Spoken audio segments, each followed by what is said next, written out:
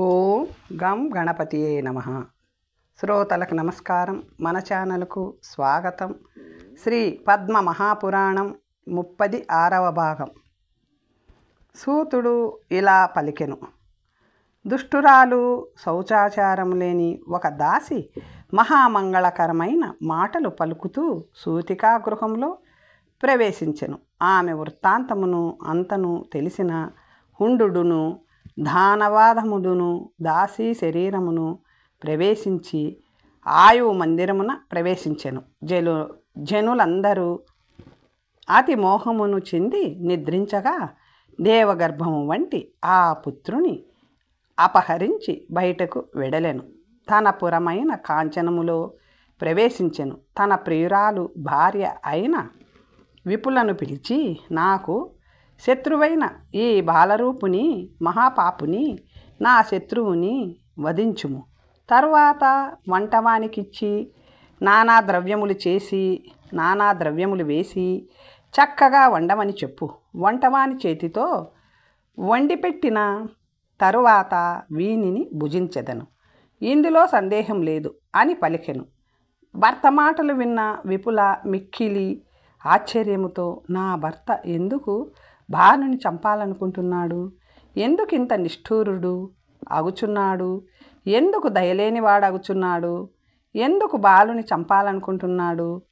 ఈ విధముగా చింతిస్తూ కారుణ్యముతో భర్తతో, ఈ బాలుని ఎందుకు భక్షించెదవు? ఈ బాలుని యందు కోపమెందుకు? ఓ ధనుజేశ్వర, నీ ఉద్దేశమేమిటో దానినంతా నాకు నిజముగా చెప్పు. అప్పుడు హుండు తన దోష వృత్తాంతమును అంతయు సంగ్రహముగా తెలిపెను. దురాత్ముడైన హుండు అశోకసుందరి శాప వృత్తాంతమును కూడా తెలిపెను. అప్పుడు విపులకు దానవుని ఉద్దేశము అవగతమయ్యను. ఈ బాలుని చంపవలేను, లేదా నా భర్త మరణించును. ఈ విధముగా ఆలోచించుచు విపుల క్రోధమూర్ఛితురాలై తన దాసి అయిన మేకలను పిలిచి ఇలా పలికెను. ఓ మేకల, ఈరోజు వంట ఇంటిలో ఈ దుష్టబాలకుని చంపి హుండుని భోజనమునకు వండమని వంటవానికి చెప్పుము. మేకల బాలకుని తీసుకొని వంటవానిని పిలిచి, రాజుగారి ఆజ్ఞను పాలించు, ఈ బాలకుని వండుము అని పలికి బాలకుని వంటవానికి ఇచ్చెను. మహానుభావుడైన వంటవాడు బాలుని తీసుకొని ఆ బాలుని చంపుటకు శస్త్రమునెత్తి చంపుటకు సిద్ధపడెను. ఆయుపుత్రుని దేవదేవుడైన దత్తాత్రేయుని తేజస్సు రక్షించుచుండుట వలన ఆ బాలుడు పదే పదే నవ్వుచున్న ఆ బాలుని ముఖమును చూచి వంటవానికి జాలి కలిగెను.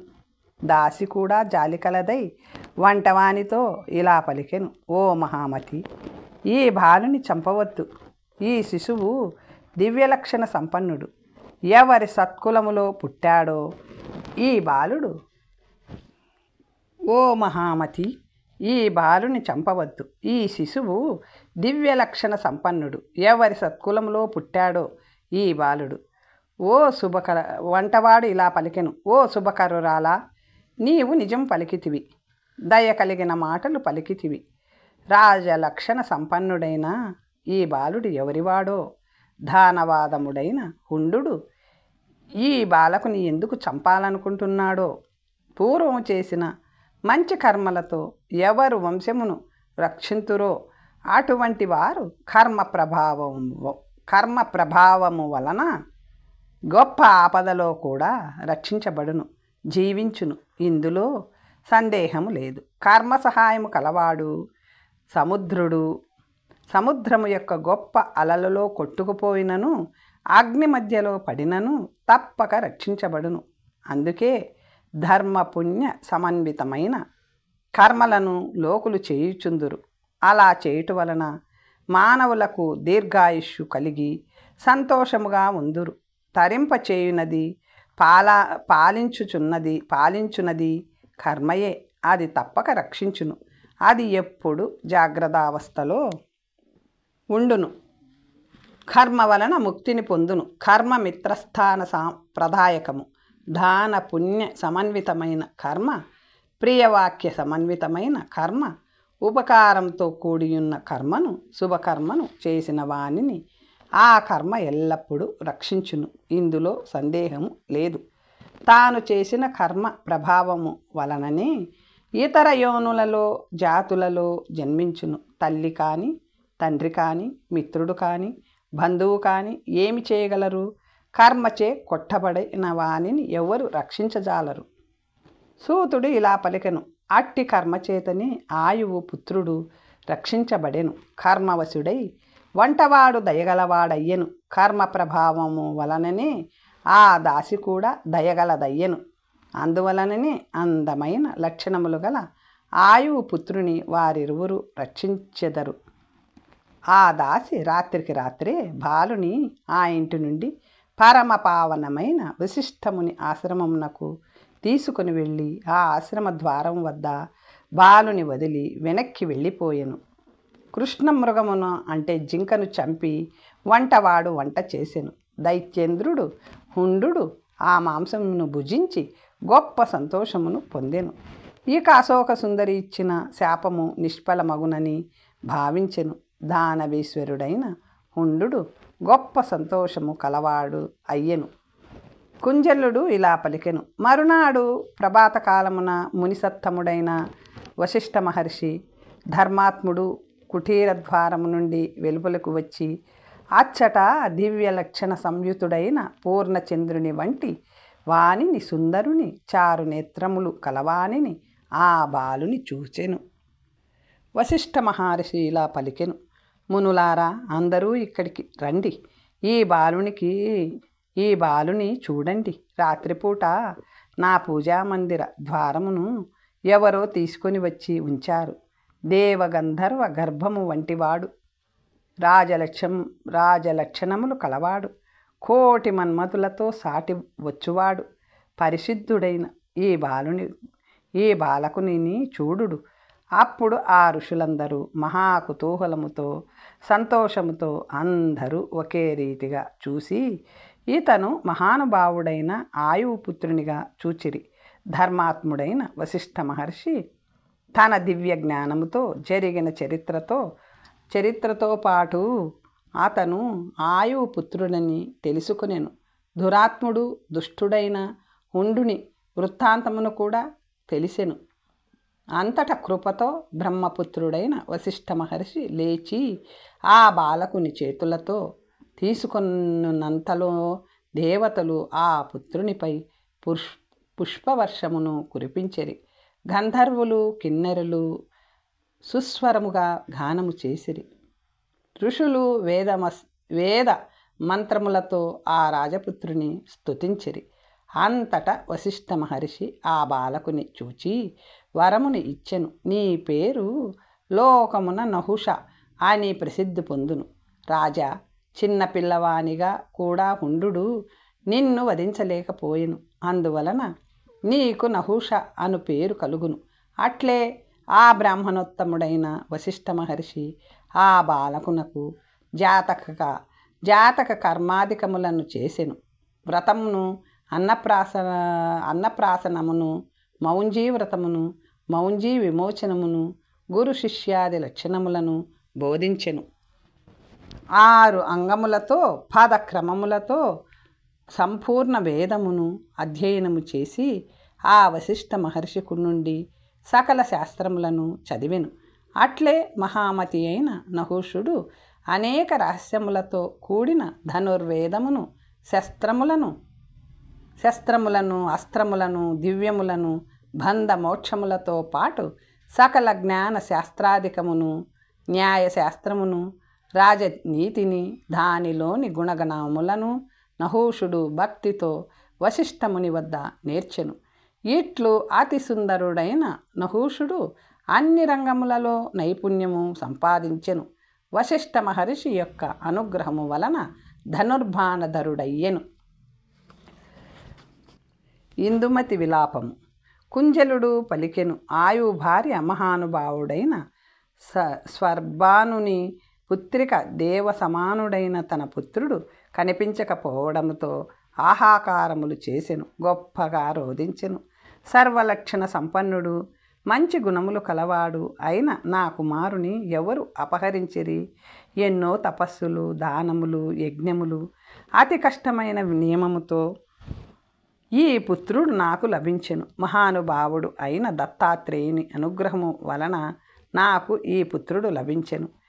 ఆ పరమ పావనుడు నాకు ప్రసాదించిన పుత్రుని ఎవరు అపహరించిరి అని జాలి కలుగునట్లు రోదించెను. హా పుత్ర, హా వత్స, నాయనా, హా బాలా, సకల గుణ మందిరా, ఎక్కడున్నావు? ఎవరు తీసుకొని పోయారు? నాకు బదులు పలుకుము. నీవు సకల సోమ వంశమునకు అలంకారము, ఇందులో సందేహం లేదు. నా ప్రాణములతో పాటు నిన్ను ఎవరు అపహరించిరి? నీవు కమలముల వంటి కన్నులు కలవాడవు, చక్కని రాజలక్షణములతో కూడియున్నావు. నిన్ను ఎవరు అపహరించిరి? నేనేమి చేసేదను? నేనెక్కడికి వెళ్ళేదను? నేను పూర్వజన్మలో ఏదో పెద్ద పాపమును చేసి తిని, అందుకే ఇలా జరిగినది. నా వద్ద న్యాయముగా ఉంచిన దానిని అపహరించి ఉందును. అందుకే న్యాయముగా ఉంచిన దానిని అపహరించి ఉందును. అందుకే ఈనాడు నా కుమారుడు అపహరించబడ్డాడు. పూర్వజన్మలో ఎవరికి ఏ పాపము చేసి తినో ఈ జన్మలో పాపఫలమును అనుభవించుచున్నాను. మరొక విధముగా కాదు, నేను ఎవరివో రత్నములను అపహరించి తిని, అందుకే నా పుత్రరత్నమును అపహరించిరి. అనుపమానమైన దివ్య గుణములు గల నా పుత్రుని విధి అపహరించెను. పూర్వము ఎవరో విప్రునితో విత్కరము చేసి ఉంటాను. ఆ కర్మకు ఫలమిది. ఈ పుత్రశోకము నాకు అందుకే ప్రాప్తించినది. సందేహము లేదు. లేదా పూర్వము శిశువుతో విరోధము చేసి ఉంటినా ఆ పాపమునకు ఫలమును ఇప్పుడు అనుభవించుచుంటినా? లేదా వైశ్యదేవ కర్మలలో బ్రాహ్మణులు వ్యాహృతులతో హవనము చేయబడిన అన్నమును ముందర నిలబడి యాచించువానికి నేను అర్పించలేదా? ఇట్లు పెద్దగా బాధపడుచున్న స్వర్భాను తనయ ఇందుమతీదేవి శోకముతో పిల్లవానిపై జాలితో మూర్ఛనొంది పడిపోయినది. శోకముతో విహల్వులురాలు కర్తవ్య జ్ఞాన శూన్యురాలయ్యను. దూడ ఎడబాసిన ఆవువలే నిట్టూర్పులను విడుచుచుండెను. ఆయువు మహారాజు కూడా గొప్ప శోకముతో దుఃఖముతో బాధపడుచు బాలుని హరించినారని విని రాజు ధైర్యమును విడిచెను. తపస్సునకు ఫలము లేదు, దానమునకు ఫలము లేదు. ఇట్లు శిశువును హరించుట వలన పుణ్యకార్యములకు ఫలము లేదు. ఇందులో సందేహం లేదు. దత్తాత్రేయుడు పూర్వము అనుగ్రహముతో నాకు వరమును ప్రసాదించెను. ఎవరు గెలువ జాలని వాడు అందరినీ గెలుచువాడు పుత్రునిగా కలుగును అని వరమునిచ్చెను. ఆ వరము ఎట్లు నిష్ఫలమగును? విఘ్నములు కలుగును. ఈ విధమైన ఆలోచనలతో రాజు చింతాక్రాంతుడై దుఃఖితుడై రోధించెను. పుత్రుడు తిరిగి వచ్చునని నారదుడు చెప్పుట. కొంతకాలము తరువాత దేవరిషి నారదుడు ఆయురాజు వద్దకు వచ్చి, రాజా, ఎందుకు ఇట్లు విచారించుచున్నావు అని అడిగి ఇట్లు చెప్పెను. మహామతి, పుత్రుని అపహరించుట నీ క్షేమము కోసమే జరిగినది. ఒక్క నీకే కాదు, దేవాదుల క్షేమము కోసం కూడా జరిగినది. ఇది తెలుసుకొని విచారించకు. సర్వజ్ఞుడైన చక్కని గుణములు కలవాడై సర్వ విజ్ఞాయుతుడై సర్వకళాభి సంపూర్ణుడై నీ పుత్రుడు నీ వద్దకు రాగలడు. దేవతల వంటి గుణములు కల నీ పుత్రుని అపహరించిన వాని ఇంటిలోనికి వాడే తన మృత్యువును కొని తెచ్చుకొని నాడు. ఇందులో సందేహం లేదు. మహావీర్యుడు మహాబలుడు అయిన నీ పుత్రుని అపహరించిన ఆ రాక్షసుని సంహరించి శివపుత్రికను పెండ్లాడి ఆమెతో కలిసి నీ ఇంటికి రాగలడు. నీ పుత్రుడు తన తేజస్సుతో ఇంద్ర ఉపేంద్ర సముడగును. తానాచరించిన పుణ్యకర్మలచే ఇంద్ర పదవిని కూడా అనుభవించగలడు. ఇట్లు నారద మహర్షి ఆయువు మహారాజునకు తెలిపి అనుచరులతో కలిసి చూచుచుండగానే మహావేగముగా వెడలెను. దేవతల ప్రభావము గల నారదుడు వెళ్ళిన తరువాత ఆయు మహారాజు మహారాణి వద్దకు వచ్చి నారద మహర్షి చెప్పినదంతయు తెలిపెను. దేవతాశ్రేష్ఠుల కంటే ఉత్తమునిగా దత్తాత్రేయుడిచ్చిన పుత్రుడు శ్రీ మహావిష్ణువు అనుగ్రహముతో క్షేమముగానే ఉన్నాడు. గుణవంతుడైన నా పుత్రుని హరించిన వాని శిరమునుగొని మరలా అతను మన ఇంటికి రాగలడు. ఈట్లు నారదుడు చెప్పెను. శుభకరురాల శోకించకుము. కార్యధర్మ వినాశకమైన శోకమును విడువుము, మోహమును విడువుము. అంతటా మహారాణి ఇందుమతీదేవి భర్త మాటలను విని పుత్రుని రాకను తెలిసి సంతోషించెను. దేవఋషి చెప్పినది చెప్పినట్లే అగును. దత్తాత్రేయుడు ప్రసాదించిన నా పుత్రుడు అజరామరుడు కాగలడు. ఇందులో ఎట్టి సందేహము లేదు. నాకిట్లే అనిపించుచున్నది. ఇట్లు ఆలోచించి ఆ మహాబ్రాహ్మణోత్తములకు నమస్కరించెను. సకల సిద్ధులను ప్రసాదించువానికి మహానుభావుడైన అత్రిపుత్రునకు నమస్కారం. ఆ దత్తాత్రేయ అనుగ్రహముతో నేను సుధీరుడను, సుగుణుడను, సుపుణ్యుడను అయిన పుత్రుని పొందితిని అని ఇందుమతీదేవి సంతోషంతో పలికెను. తన పుత్రుడు నహూషుడు వచ్చుచున్నాడని తెలిసి చాలా సంతోషించెను. వశిష్ఠుడు నహుషునకు పూర్వ వృత్తాంతము చెప్పుట. బ్రహ్మపుత్రుడు మహా తేజస్వి వక్తలలో శ్రేష్ఠుడు అయిన వశిష్ఠుడు నహుషుని పిలిచి ఇట్లు పలికెను. నహుషుడా, నీవు త్వరగా వనమునకు వెళ్ళి అక్కడ లభించు వన్య ద్రవ్యాలు, పుష్పములు, ఫలములు, దర్భలు, సమితలు మొదలగునవి పుష్కలముగా తీసుకొని రమ్ము. మునివాక్యములను విన్న నహుషుడు వెంటనే వనమునకు వెళ్ళెను. బలవంతుడైన నహుషుడు అక్కడ ఒక మంచి వృత్తాంతమును వినెను. అతడు నహుషుడు మహాప్రాజ్ఞుడు, ఆయుపుత్రుడు, వీర్యవంతుడు. బాల్యంలోనే తల్లి నుంచి దూరమయ్యాడు. కుమారుని వియోగము వలన అతని తల్లి ఆయువు భార్య అప్పటి నుంచి శోకించుచున్నది. ఈతని కొరకే అశోక సుందరి పరమ దుష్కరమైన తపము చేయుచున్నది. ఆ ఇందుమతి తన పుత్రుని ఎప్పుడు చూచునో ఆ పుత్రుడే పూర్వము దానవులచే అపహరించబడిన ధర్మజ్ఞుడైన నహుషుడు. శివుని పుత్రిక సర్వశ్రేష్ఠురాలైన అశోక సుందరి తపమును చేయుచున్నది. అశోక సుందరి ఆయుపుత్రుని కొరకే తపమును చేయుచున్నది. ఆ అశోక సుందరి ఎప్పుడు అతనితో కలియునో ఈట్లు ఆకాశమున చారణులు పలుకుచున్న సాంసారిక వాక్యమును ధర్మాత్ముడైన నహుషుడు సంభ్రమముతో వినెను. అతను అట్లు వెడలి తన వన ద్రవ్యములను తీసుకుని వశిష్ఠాశ్రమమునకు వెళ్ళి మహానుభావుడైన వశిష్ఠ మహర్షికి తాను తెచ్చిన వన్యములు అర్పించి చేతులు జోడించి భక్తితో తలవంచి మహాప్రాజ్ఞుడు, తపస్సులలో శ్రేష్ఠుడు అయిన వశిష్ఠ మహర్షితో ఇట్లు వినయముతో పలికెను. భగవాన్, చారుణులు పలికిన అపూర్వమైన వాక్యమును వినుడు. ఈతడు నహుషుడను వాడు ఆయుపుత్రుడు, తల్లిదండ్రుల నుంచి వేరు చేయబడిన వాడు.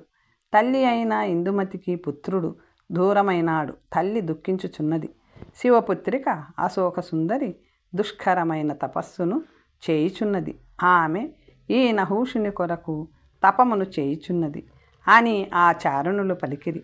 నేను దానినంతను వింటిని. ధర్మాత్ముడైన ఆయువు అనగా ఎవరు? శుభప్రదురాలైన ఆ ఇందుమతి ఎవరు?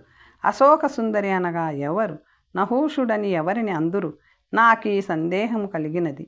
దానిని మీరు తొలగించుడు. అట్లే మహాప్రాజ్ఞుడైన నహుషుడను వాడు ఇంకొకడు ఎక్కడున్నాడు స్వామి? ఈ విషయమునంతయు ఇట్లు జరుగుటకు కారణమును కూడా చెప్పవలేను అనెను. అప్పుడు వశిష్ఠుడు ఇలా పలికెను. ఆయువను మహారాజు పరమ ధర్మాత్ముడు, సప్తద్వీపాధిపతి, బలవంతుడు. అతని భార్య ఇందుమతి. ఆమె సత్యరూప యశస్విని. ఆమె యందు ఆయువునకు నీవు పుత్రునిగా పుట్టితివి. నీవు సకల సుగుణములకు, నీవు సోమవంశమునకు అలంకారం.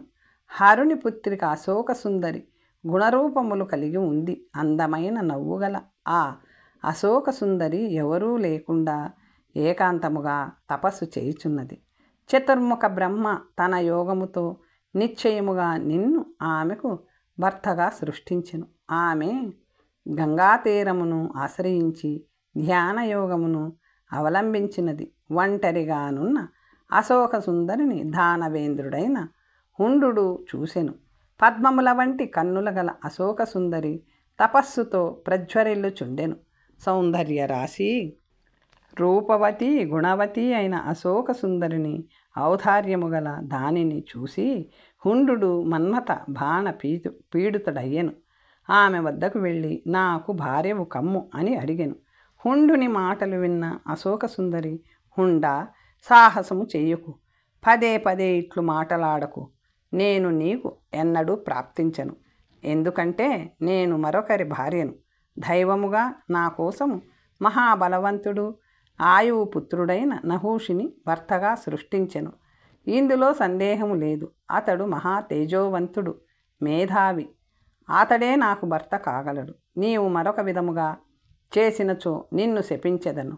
నా శాపము వలన నీవు భస్మమయ్యేదవు అని ఆమె మాటలు వినిన మన్మథ బాణ పీడితుడైన హుండు కపటముతో ఆమెను అపహరించి తన నిజమందిరమునకు తీసుకువెళ్ళెను. ఆ విషయము తెలిసిన అశోక సుందరి నహూషుని చేతిలో నీవు మరణించెదవు అని ఆ దానవాదముని శపించెను. ఆమె ఆ మాటలు పలుకున్నప్పటికీ నీవింకనూ జన్మించలేదు. నీవే ఆ ఆయువు పుత్రుడవు. పాపి అయిన హుండు అపహరించినది నిన్నే. నిన్ను హుండుని వంటవాడు రక్షించెను. దాసి నిన్ను నా ఆశ్రమమునకు పంపెను. ఇప్పుడు నిన్ను వన మధ్యములో చూచిన చారుణులు, కిన్నెరలు నీకు వినిపించిన దానిని మరలా ఇప్పుడు నేను చెప్పి తిని. పాపమును చేయుచున్న దానవాదముడైన హుండుని సంహరించుము. కన్నీరు కార్చుచున్న అశోక సుందరి కన్నీటిని తొడువుము.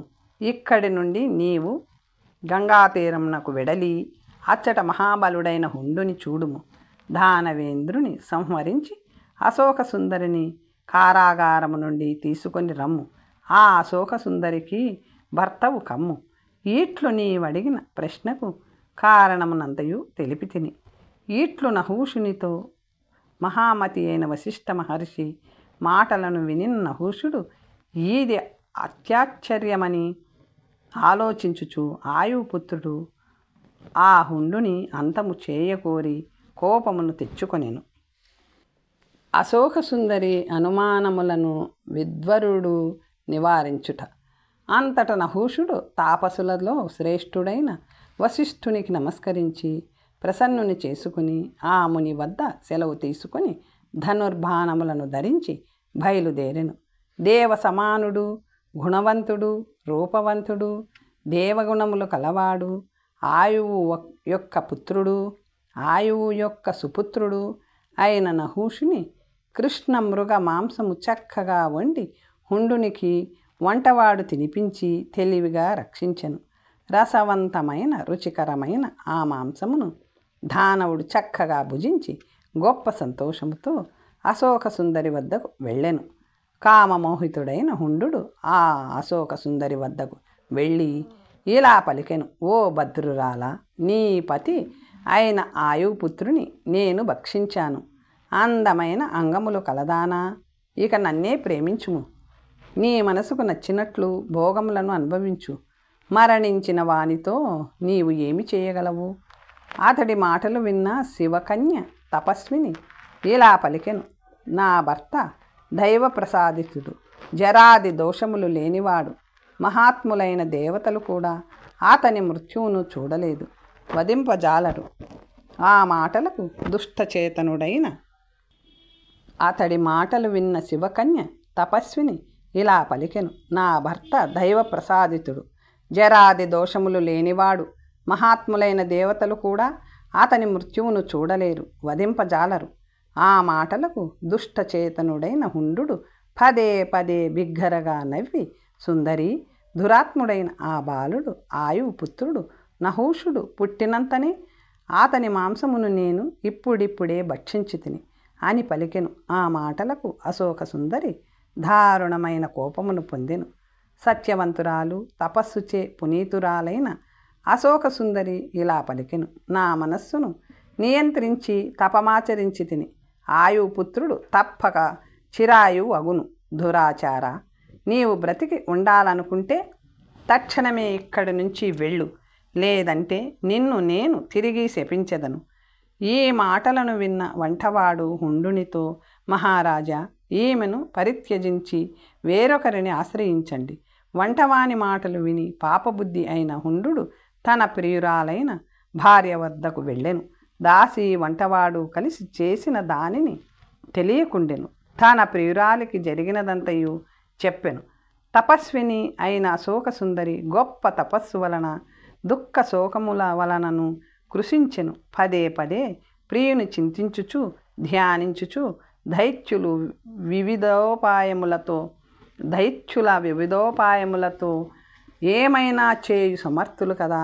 బుద్ధి బలముతోనూ శక్తిని ఉపయోగించి నానా భావములతో ధనుజ శ్రేష్ఠులు ఎల్లవేళలా ఉందురు. పూర్వము పాపి అయిన హుండు మాయోపాయముతో యోగశక్తితో నన్ను అపహరించెను. ఇట్లు ఆయుపుత్రుడు కూడా చంపబడనేమో. దైవయోగము వలన అతడు హాని నుంచి తప్పించుకొని ఉండును. శక్తిని ఉపయోగించి నశింపచేయగలరా? చేయలేరా? ఉద్యమము శ్రేష్టమా? కర్మఫలము శ్రేష్టమా? జరగవలసినది ఎట్లు నశించును? అలా నశించినచో వేదమెట్లు నిలుచును? దేవతలు భావించినది ఎట్లు వేరగును అని అశోకసుందరి పరిపరి విధములుగా ఆలోచించుచుండెను. ఆ సమయంలో గొప్ప వంశంలో పుట్టినవాడు, మహాకాయం కలవాడు, నాభి వరకు అర్ధనర దేహము కలవాడు, రెక్కలు లేనివాడు, 2 చేతులు కలిగి చేతిలో వేణువు ఉన్నవాడు, హార కంకణములచే అలంకృతుడైనవాడు, దివ్య గంధములను లేపనము చేసుకొనినవాడు అయిన విద్వరుడు అను కిన్నెరుడు భార్యతో సహా అచ్చటికి వచ్చెను. ప్రముఖులలో ముఖములో ఆనందము లేని శివపుత్రికతో ఇలా పలికెను. ఓ దేవి, నీవెందుకు చింతించుచున్నావు? నేను విద్వరుడను, కిన్నెరుడను, విష్ణు భక్తుడను. నన్ను దేవతలు పంపించారు. నీవు నహూషుని గురించి దుఃఖించవలదు. పాపాచారుడైన హుండు అతనిని వధించుటకు అన్ని ప్రయత్నములను చేసెను. అతడు హుండు ఆయుపుత్రుని అపహరించెను కూడా. శుభకరురాల ఆ నహూషుని దేవతలు పలు ఉపాయములతో రక్షించిరి. హుండు మాత్రము నేను ఆయుపుత్రుని అపహరించి తిని అతనిని భక్షించి తిని అని భావించుచున్నాడు. అందువలననే ఆ దానవాదముడు నీతో అలా పలికి వెళ్ళాడు. తానాచరించిన కర్మ విపాకము చేతను, పుణ్య ప్రభావము చేతను, పూర్వజన్మార్జితమైన కర్మల వలనను నీ భర్త జీవించి ఉన్నాడు. ఓ మహాభాగురాల, లోకములో పుణ్యబలము వలననే ఆయువు ఏర్పడును. అటువంటి వారిని ఘాతకులు వారాచరించిన పుణ్యమును నశింపచేయుటకు ప్రయత్నింతురు. వారు దుష్టాత్ములు, మహాపాపులు, పరుల తేజస్సును దూషింతురు. వారి యశస్సును నశింప చేయవలేనని కోరుకుందురు. వారు పుణ్యకర్మలచే రక్షించబడిన పుణ్యాత్ములను నానా విధమైన ఉపాయములతో విషశస్త్రాదులతో చంపకోరెదరు. పాపులైన హుండాదులు మోహ స్తంభనాదులచే నానా విధమైన బలములచే మహాపాపులు పీడించుచుందురు.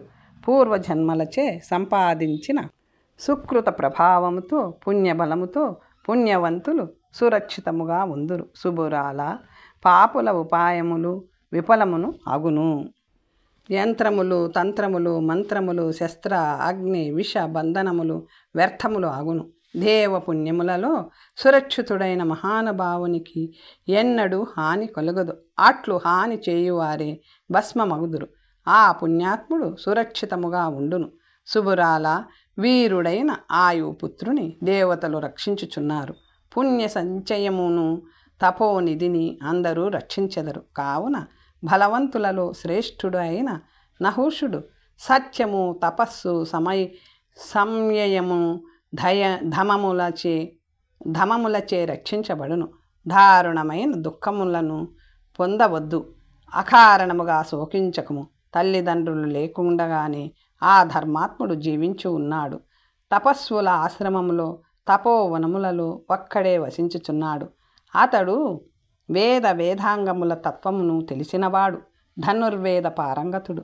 చంద్రుడు తన కలలచే ఆకాశంలో విరాజిల్లునట్లుగా నహూషుడు తన కలలతో విరాజిల్లుచుండెను. మహాపుణ్యముతోనూ విద్యతోనూ తపస్సుతోనూ యశస్సుతోనూ శత్రువీరులను సంహరించగలవాడు, శత్రు సంహారకుడు, సూరవల్లభుడు విరాజిల్లుచున్నాడు. దైత్యేంద్రుడైన హుండుని సంహరించి నిన్ను పొందగలడు. స్వర్గములో ఇంద్రుని వలె ఆ గొప్ప భక్తుడు భూమండలమునకంతటికి ఒకే ఒక్క రాజగును. ఓ శుభకరురాలా, అతని ద్వారా నీవు ఇంద్ర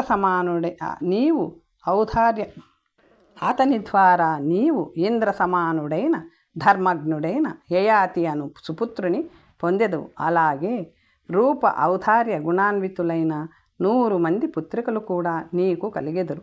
వారి పుణ్యము వలన మహారాజు నహూషుడు ఇంద్రలోకమును పొందును. పుణ్య విక్రముడైన నహూషుడు ఇంద్ర పదవిని పొందును. సమస్త జీవులపై దయచూపువాడు ప్రజాపాలకుడైన యయాతి మహారాజు నీకు పుత్రుడగును. యయాతి మహారాజుకు మహాతేజోవంతులైన బలవంతులైన ధనుర్విద్యా పారంగతులైన 4 కుమారులు కలుగుదురు. మొదటి పుత్రుడు తరువు, రెండవ పుత్రుడు పురువు, 3వ వాడు ఉరువు, 4వ వాడు మహావీర్యవంతుడైన యదువు. ఈ విధముగా పుత్రులందరూ మహావీర్యవంతులు, తేజస్వులు, మహాబలవంతులు, మహానుభావులు, సర్వ తేజ సమన్వితులు అయ్యెదరు. ఇక యదు పుత్రులు వీరులు, సింహము వంటి పరాక్రమము కలవారు. వారి పేర్లను చెబుతాను విను. భోజుడు, భీమకుడు, అందకుడు, కుంజలుడు. 5వ వాడు వృష్ణ, అతడు ధర్మాత్ముడు, సత్యధారుడు అగును. 6వ వాడు శృతసేనుడు. 7వ వాడు శృతాధారుడు. 8వ వాడు మహావీర్యుడు. యుద్ధరంగంలో కాలుని కూడా గెలువగల కాలదంష్ట్రుడు. యాదవులను పేరుతో ప్రఖ్యాతమైన యదుపుత్రులందరూ మహావీరులు. ఈ విధముగా నీకు 1000 కొలది పుత్రులు పౌత్రులు కలిగెదరు. ఓ దేవి, ఈ విధముగా నహూష వంశము వృద్ధి పొందును. అందువలన దుఃఖమును వదలి సుఖముగా ఉండు. శుభానన, మహాప్రాజ్ఞుడైన నీ భర్త ఆ దానవుడు హుండుని సంహరించి నిన్ను చేరును, నిన్ను వివాహం చేసుకొను. ఇందుమతికి దుఃఖముతో వేడి కన్నీటి బిందువులు రాలగలవు. మానప్రదుడైన నహూషుడు ఆమె కన్నీటిని తుడవగలడు. తండ్రి అయిన ఆయువు మహారాజు దుఃఖమును తొలగించి తన కులమును తరింపచేయును. తండ్రి సుఖమును కలిగించి ప్రజాపాలకుడగును. శుభకరురాల, దేవతలు చెప్పినదంతయు నీకు చెప్పితిని.